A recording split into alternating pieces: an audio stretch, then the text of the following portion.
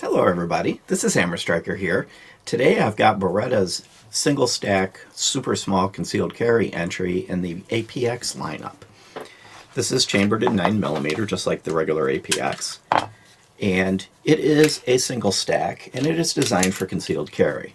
It's a 2-finger grip. I'll put the flush magazine. Now the flush magazine holds 6 rounds in 9mm, and it does come with a pinky extender that installed in the magazine originally, but in the box it comes with the flush base plate.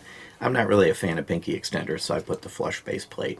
But with the pinky extender, you would get a 3-finger grip on the magazine with the same capacity.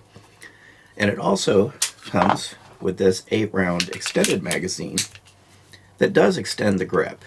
So like the pinky extender, you would get a 3-finger grip, but you will additionally get the extra 2 rounds of capacity. Both at the range and here at the table operating the magazine release. The release is stiff and you really have to push the magazine to get it to click. So it's not a really smooth in and out. Now once you do release the mag or during the installation, it goes in and out very smoothly. But that clipping can be a little bit of a push to get it to happen and a bit of a turn and push to get the magazine release to work. It is not ambidextrous, but it is reversible. It does not have ambidextrous slide stop slide release, but a lot of these single stack, concealed carry guns don't. It also has kind of nice serrations at the front and a nice pebble texture on the sides and serrations at the back. This is kind of a Glock style, little triangle serrations. This does not have replaceable back straps, but again, most in this category don't, so that's not any kind of an exception.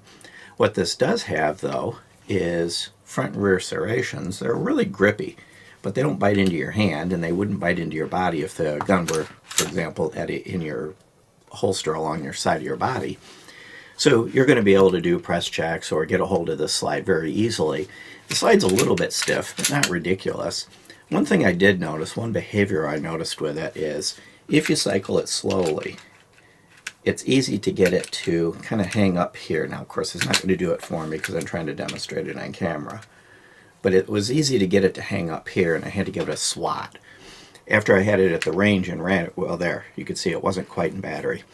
After I had it at the range and ran it, it got to the point where it's behaving more like this, where it almost goes into battery, or if it does hang up, give it a few seconds and it'll kind of bring itself in. I at first thought that might result in malfunctions. It did not malfunction at the range. It worked flawlessly. And then by the time I got it back here, it was doing it less. So I'm just going to consider that a break-in period. And I will give it a pass on that because I do accept break-in periods as long as they're within the first couple hundred rounds. You get through any break-in behavior. A lot of guns exhibit that, so that's not going to be a big deal. The sights on this, it's got a nice white dot front sight and a decent gap. But it does have blackout rear sights. And I'm not a fan of blackout rear sights. I can't see them well. So it did make it a little bit more of an effort to get good groups with this. But the sights are replaceable. The rear is dovetail, the front is a screw. So if this one comes with the blackout sights and you don't like that, you can change them. Or you can drill a small hole either side here and put some white paint in it. So it's easily fixable. Dimensionally, this is similar to the Shield and many of the others in this size category. It's 5.63 inches front to rear.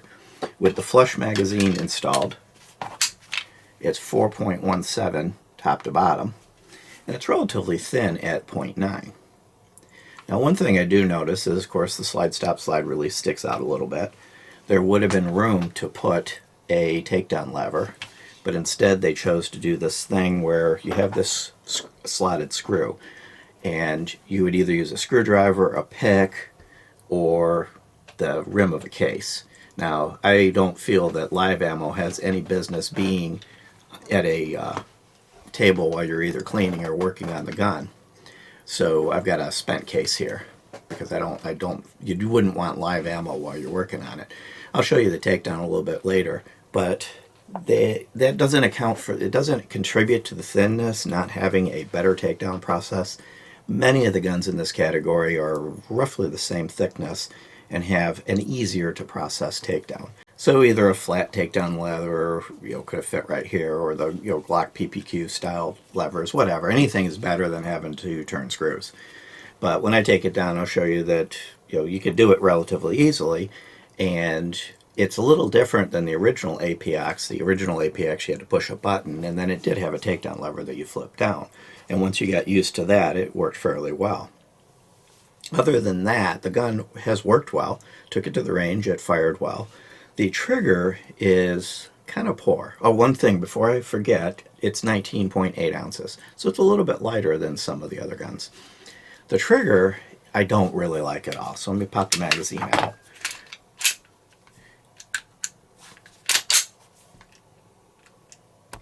Okay, so there's the take-up, which about normal, but it's kind of long, it's gritty, it's stuttery. You can hear it, and it breaks all the way at the back. It's kind of a hideous trigger, actually. The original APX actually had a decent trigger. It had limited take-up. The original APX had about the same amount of initial take-up, but then the overall travel was probably till about there, and then it broke. There was a hair creep in the original one, but overall, the larger APX, actually had a decent trigger. This trigger, I really had a hard time getting good groups because of the trigger. I'm going to cycle it. The reset's pretty much all the way out, and then you're back on that long, gritty pull. What I found with this is I had a tendency to want to just get it over with and slap the trigger at the end. So I'd go slow, I'd get a few really good hits, and then a little frustration would set in, and I'd get a flyer because, I'd start to go through this and through this, and it's not breaking. It's just get this over with. And of course, at that point, you jerk the gun a little bit. So, of the things that I would say really need improvement on this, that trigger is the thing. It's going to be fairly difficult to pull nice tight groups or consistent groups with that trigger.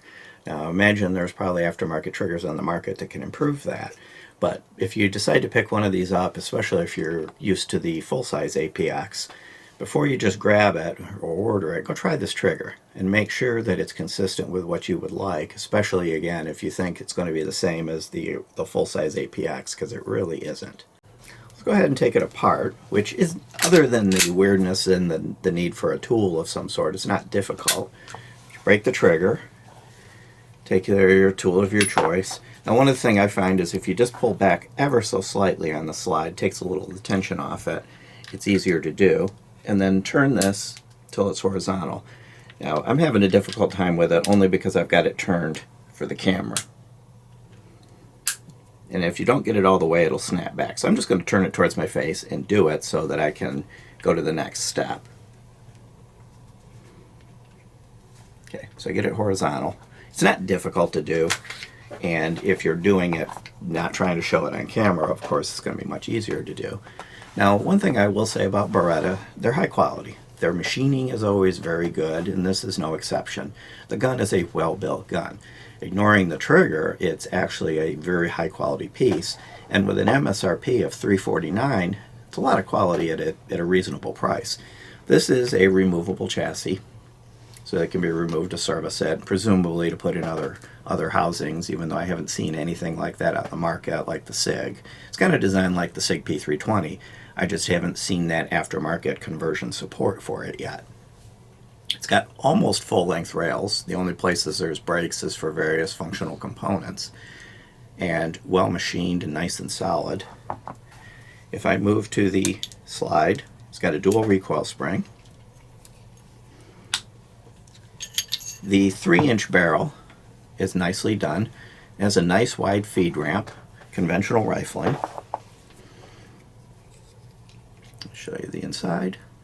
Rifling is well defined, nice and solid. So again, a quality piece. You would expect to get quality from Beretta, and you do.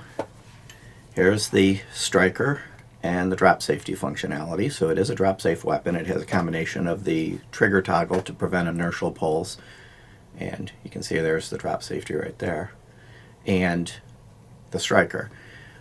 Nicely machined. I haven't seen any unusual wear in it in the initial running of it. No burrs. And other than that little bit of a break-in, which again, I'll excuse break-ins as long as they only take a couple hundred rounds to go away. Reassembly.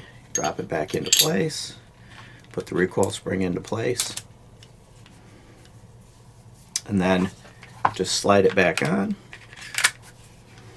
and lock it back. And generally when you lock it back, this will automatically flip itself back into position. If it doesn't, just grab your case or whatever tool you use to take it down and flip it back into position, and you're back into operation. So it is actually easy to maintain. Just make sure you have a tool of some sort. Now, of course, if you've taken it to the range and gotten it dirty, you have the opportunity to just pick up a spent case. There's your tool, your safe tool for a takedown. Overall, it's a good addition to the APX lineup. It gives you the ability to carry the full size and then have this as either a backup gun or deep conceal, that type of thing. The trigger is probably the big detractor. With that trigger, you're going to find it's going to be difficult to do good quality, nice tight groups or follow-up shots. Now, some people will say that in a concealed carry gun like this, it's a bad breath gun, so don't worry about the trigger, you're just going to yank it out and snap the trigger. That's not always true. You're going to find many self-defense scenarios where accuracy is important because there may be bystanders. There may be a little distance between you and the offender, yet you're still in fear for your life and needing to do something about it. So even in a deep concealed gun, it's important to be able to do an accurate shot when the situation calls for it, because not everything is that up close and personal. From a functionality at the range perspective, it was reliable. It even ate some cellar and below, which we have had problems with in other guns.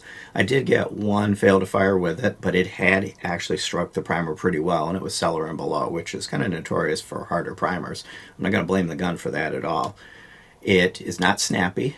For a small gun like this, it was comfortable. It didn't hurt your hand or beat you up at all. So it was actually easy to shoot well from a comfort perspective. It was just difficult to shoot well from a trigger and accuracy perspective. It's capable of good accuracy. I pulled some really nice tight grips with it, but I had to work for them. It made me actually really have to put in my part. If you've got an APX and you're looking to have a similar gun for deep conceal, this might be a good choice for you. The price is definitely right. Just make sure that the trigger is going to meet your expectations, because unlike some of these where you have a small and a large, the triggers are not consistent between the small and the large. It can make a difference. Beyond that, if you like our videos, please give us a thumbs up, share, subscribe, click that bell to get notified if you do. Check us out on Facebook, Patreon, Twitter, Instagram, kind of all over the place. And thank you.